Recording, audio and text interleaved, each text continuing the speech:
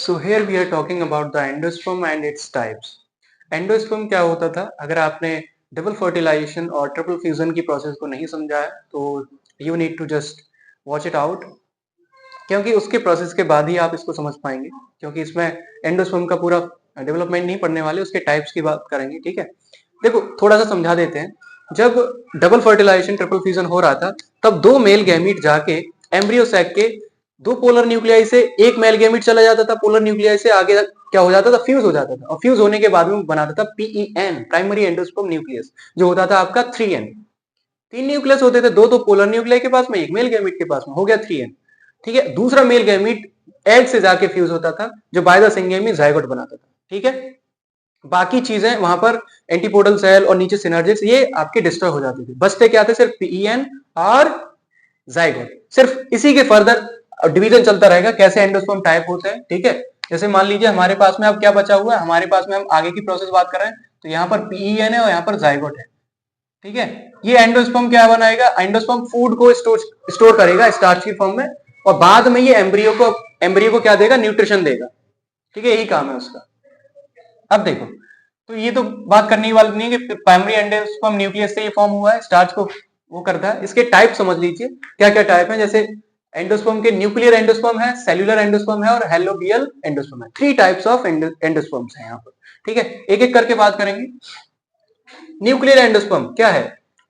In this type of endosperm nucleus divide again and again and make many nucleus। होता क्या है कि जो PEN है, प्राइमरी एंडोस्पर्म न्यूक्लियस, इसमें डिवीजन होते हैं और बहुत सारे न्यूक्लियस बना लेते हैं, but cell membrane not form. लेकिन सेल मेम्ब्रेन नहीं बनती। सेल मेम्ब्रेन माने साइटोकाइनेसिस नहीं होती, कोशिका भित्ति नहीं बनती उसमें। जैसे मान लीजिए अभी आगे बनेगा, तो आगे जब इसमें PEN में डिवाइड होगा, तो PEN में डिवाइड होने पर ये न्यूक्लियस तो बन गए, लेकिन बीच में सेल मेम्ब्रेन नहीं बनी। अब फर्दर डिवाइड हुआ और जो न्यूक्लियस है वो पेरीफेरी पर अरेंज हो जाते हैं डिवाइड होके, मींस नीचे एम्ब्रियो बनेगा। ठीक है, ये वाला एम्ब्रियो मान लीजिए, ये आपका एम्ब्रियो, और यहां पर ये ना पेरीफेरी पर प्रेजेंट हो जाएंगे। कौन? न्यूक्लियस, क्योंकि न्यूक्लियस में डिवीजन हुआ। ठीक है, सेल मेम्ब्रेन नहीं बनी। ओके, सेंट्रल वैक्यूल फॉर्म होती है बट बाद में जाके खत्म हो जाती है, वो डिस्ट्रॉय हो जाती है। ठीक है, many nucleus in cytoplasm scattered in it. ठीक है, ये इसमें साइटोप्लाज्म तो होता ही है, और दूसरा न्यूक्लियस उसमें बहुत सारे प्रेजेंट हो जाते हैं, भर जाते हैं।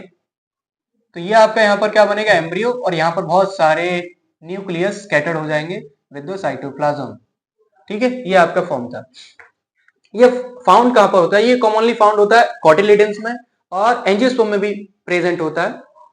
इसका अच्छा एग्जांपल है कैप्सुला, जो एक डाइकॉट है। ठीक है, और इसका बहुत ज्यादा कॉमन एक एग्जांपल पूछा जाता है कि कोकोनट भी इसका होता है। कोकोनट के बारे में थोड़ा और आगे बताएंगे कंप्लीट वीडियो के बाद में।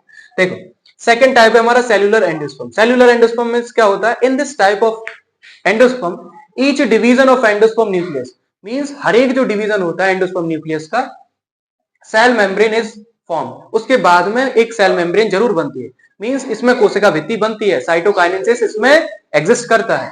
It found in the class of gamopetalae. ये कौन सी क्लास में प्रेजेंट रहता है? गैमोपेटेली क्लास में। गैमोपेटेली माने जिम्नोस्पर्म में प्रेजेंट रहता है। ठीक है, एग्जांपल है इसका विलार्शिया। ठीक है, कैसे होता है उसको बताते हैं। जैसे मान लीजिए ये हमारा पीईएन है, इस पीईएन में आगे डिवीजन होगा। ठीक है, यहाँ पर जायगोट है, तो इस पीईएन में डिवीजन होगा, तो वो कैसा होगा?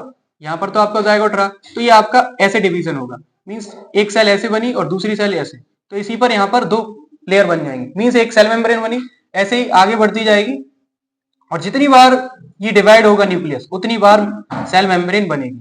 दिखाई दिया? ठीक है, ऐसे ही मान लीजिए यहाँ पर आपका एम्ब्रियो बन रहा है, और यहाँ पर जितनी बार ये डिवाइड हुआ उतनी बार सेल मेम्ब्रेन, इसमें सभी जगह एक एक न्यूक्लियस प्रेजेंट होगा। ओके, ऐसे फॉर्म होता है। अब नेक्स्ट देखेंगे थर्ड, हेलोबियल एंडोस्पर्म। तो हेलोबियल एंडोस्पर्म क्या है, इसके बारे में थोड़ा सा बता देते हैं कि ये हेलोबियल एंडोस्पर्म है। जो फर्स्ट हमने एंडोस्पर्म पढ़ा है, न्यूक्लियर एंडोस्पर्म और सेलुलर एंडोस्पर्म, इनके बीच की अवस्था कहलाता है। ठीक है, it is an intermediate stage of the above endosperm. जो ऊपर वाले एंडोस्पर्म है, इनकी बीच की अवस्था होता है। In it when first division अकर, जब पहला डिवीजन होता है। इन एंडोस्पर्म न्यूक्लियस, एंडोस्पर्म न्यूक्लियस में सेल मेम्ब्रेन इज फॉर्म। पहला डिवीजन पर जब जो पीईएन है उसमें डिवीजन होता है, तो पहले सेल मेम्ब्रेन बनती है, मींस पहले साइटोकाइनेसिस हुई, but in further division cell membrane does not form. लेकिन अगले वाले डिवीजन में सेल मेम्ब्रेन नहीं बनती है। एग्जाम्पल क्या है, एरेमरस जो मोनोकॉट्स में है, ठीक है, ये मोनोकॉट्स में होता है आपका हेलोबियल एंडोस्पर्म, ठीक है, एग्जाम्पल ध्यान रखना।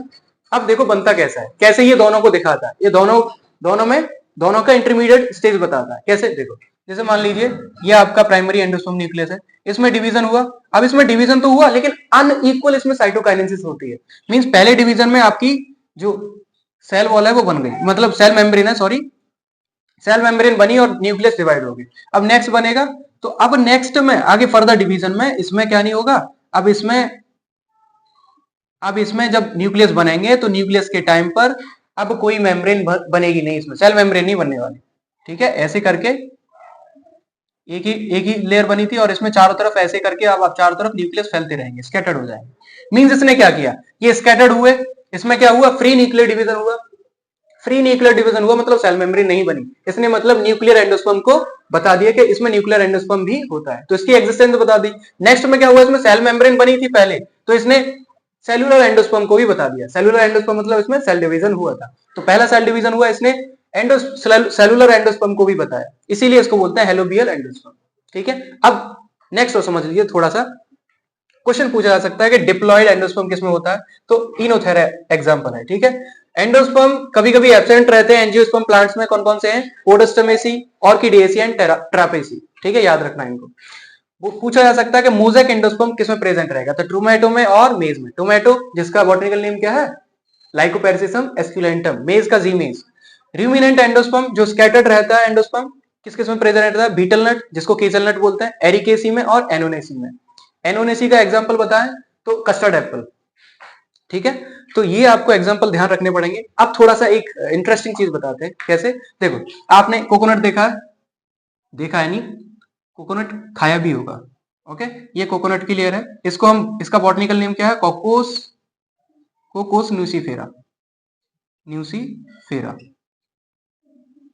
अब एक चीज ध्यान रखना, इसमें बहुत सारा यहाँ पर मैट्रिक्स भरा रहता है, जो मिल्की फ्लूइड रहता है, इसको बोलेंगे क्या, मिल्की